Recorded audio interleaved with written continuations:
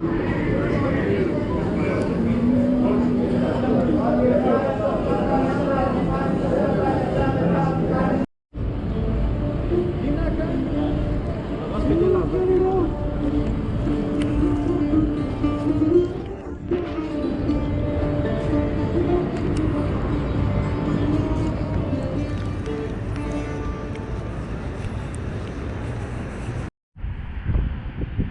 statue of Alexander the Great. And that is because we are in the former capital of the Macedonian Empire.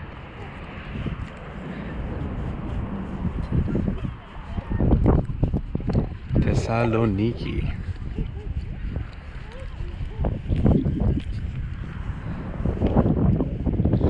Which was also the co-capital of the Byzantine Empire. The other capital being Constantinople.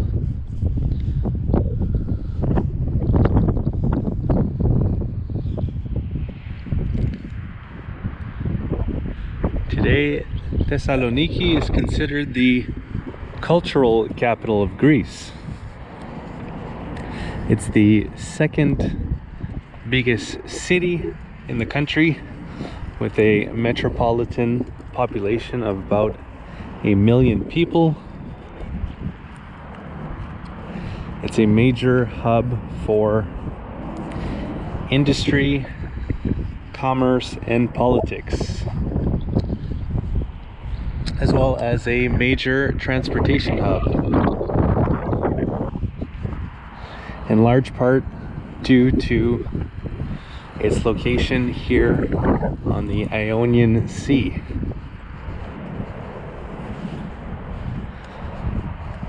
which allows it to import and export goods.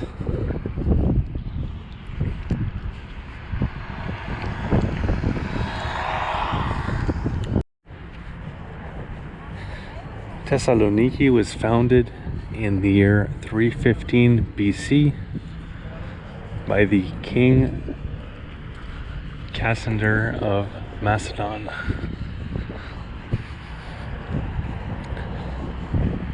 He named the city after his wife, Thessalonica, who was the half-sister of Alexander the Great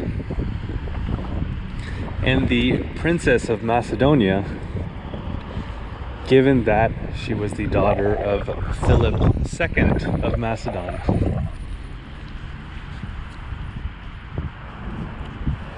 After the fall of the Kingdom of Macedonia in the year 168 BC, it then became an important city of the Roman Empire.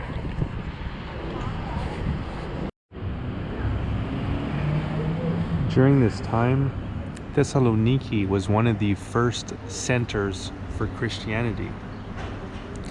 Some scholars hold that the first epistle to the Thessalonians is the first written book of the New Testament. Here is the Church of Saint Demetrius, originally built in the 4th century AD. It was built in the same location that used to have Roman baths.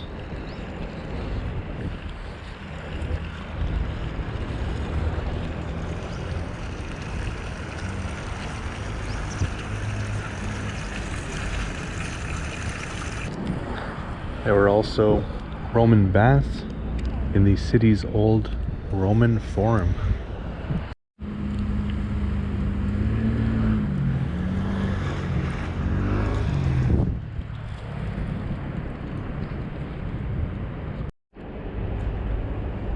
The Roman Forum also featured a small theater, which was used for gladiator games. Now the Forum had structures built here before the Roman came, but it was then refurbished according to Roman standards once they took hold of the area. You can see around the grass area there's the bottom part of the Roman columns that used to be here. There's still a few of the columns that are there today.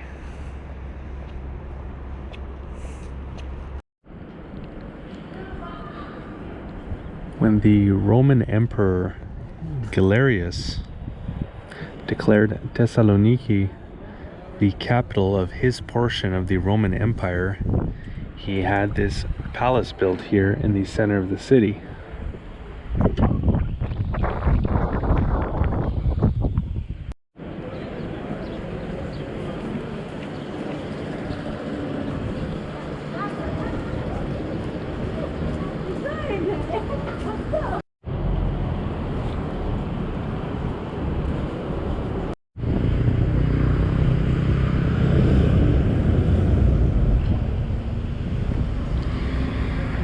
This here is the Ark of Galerius, which he had constructed to commemorate his victories conquering the Persians.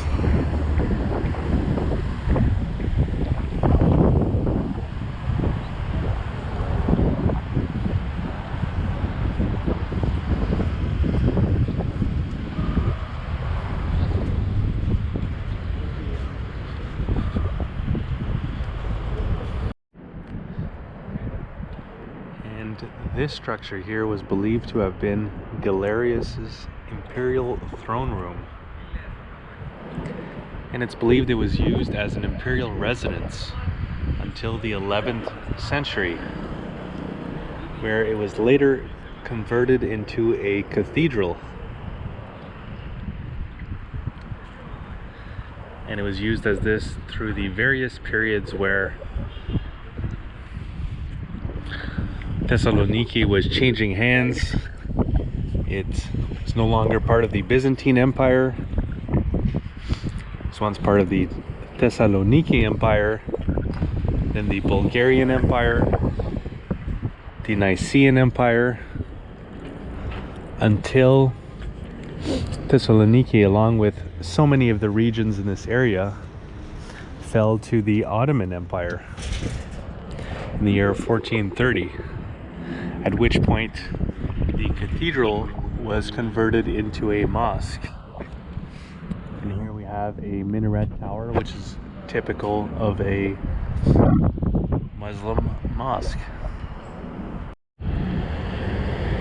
And here is some of the architecture from the Ottoman era.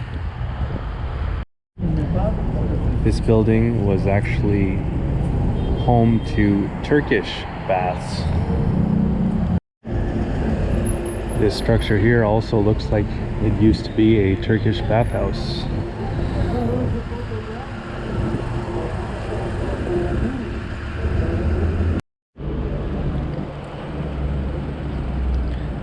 During the late 1400s, Spain's Jewish population was exiled, and many of them moved here to Thessaloniki, making it the first Jewish majority city in Europe,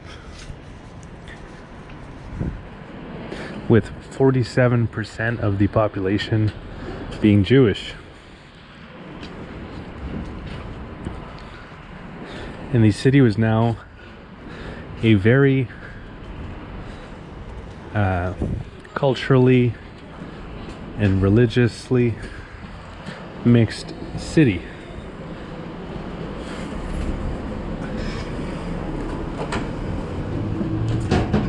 It was a cosmopolitan center, with the next largest ethnic groups being the Turkish people, Greeks, And then there were Bulgars and Romans.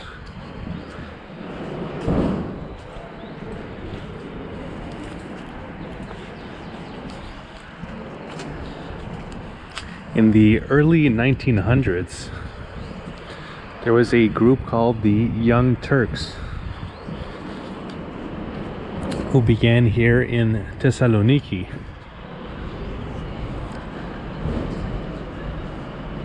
And their purpose was to create a constitutional government that would replace the Ottoman monarchy.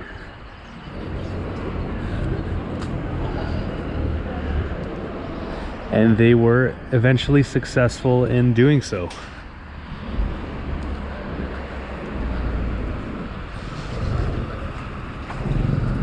Following the Balkan Wars, Thessaloniki was awarded to Greece.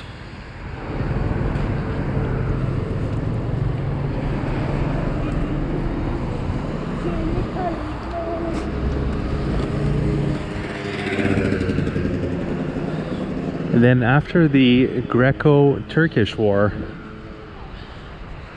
many of Thessaloniki's Turks returned to Turkey, then vice versa. A lot of the Greeks living in Turkey returned to Thessaloniki. And now the city had a majority Greek population.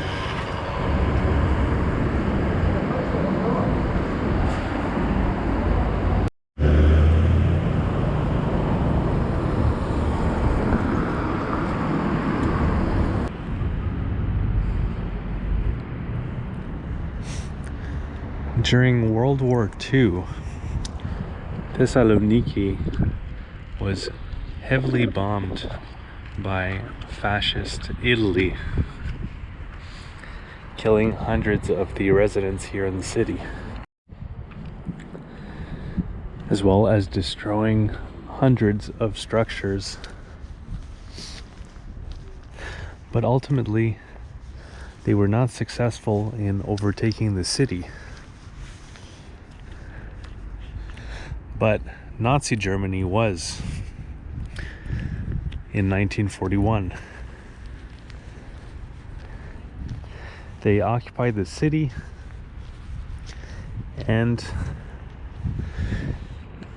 rounded up the city's Jewish population into ghettos, and then they were sent to concentration camps. Majority going to Auschwitz and Bergen-Belsen. And out of the 45,000 that were sent to these camps, it's believed that only 4% survived.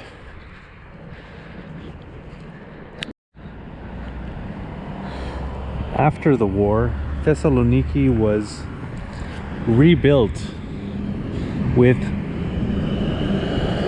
large-scale development of infrastructure and industry. And many of the city's architectural treasures remain despite all of the turbulent times.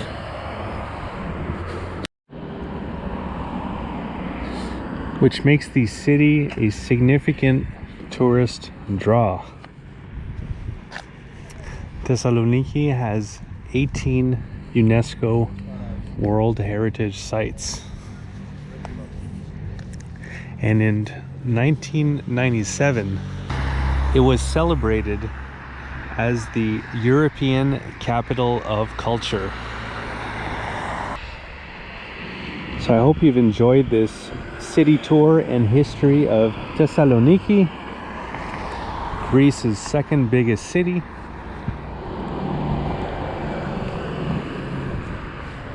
If you enjoyed this video, you'd probably also enjoy another video on the channel, which is a video of the city in northwestern Greece of Ioannina, which is a set in the beautiful region of Epirus. And it also has a very interesting history, along with many cultural and historical monuments.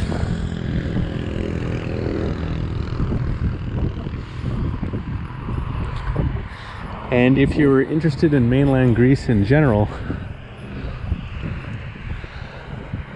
there's also a video on the channel called Journey Through Western Greece, which documents my adventures bicycling through this part of the country.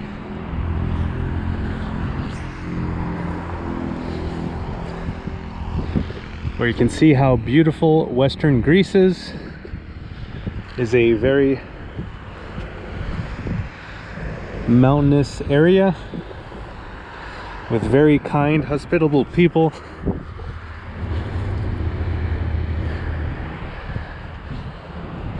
I think people who don't normally receive tourism like people would here in Thessaloniki.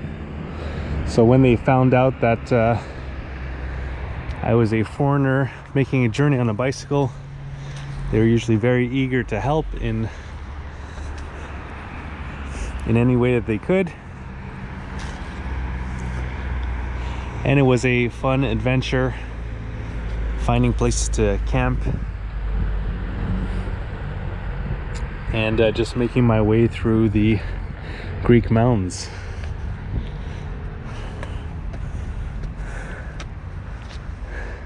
So definitely recommend you check out that video. And then coming up on the channel will be some videos of Eastern Greece, again on the mainland. So we'll be going that way. And this was all part of a larger journey bicycling through Central and Eastern Europe. And before that, I bicycled from Cape Town, South Africa, all the way to Nairobi, Kenya. And before that, I went from Canada, where I'm from, and bicycled all the way down to southern Patagonia in Argentina and Chile. And if you'd like to see some videos of those adventures, they're all available here on this same YouTube channel, Hum of the Earth. And if you'd like to see an interactive map of everywhere that I went and everything that I got to see and do, that is available over on my website, followthehumoftheearth.com.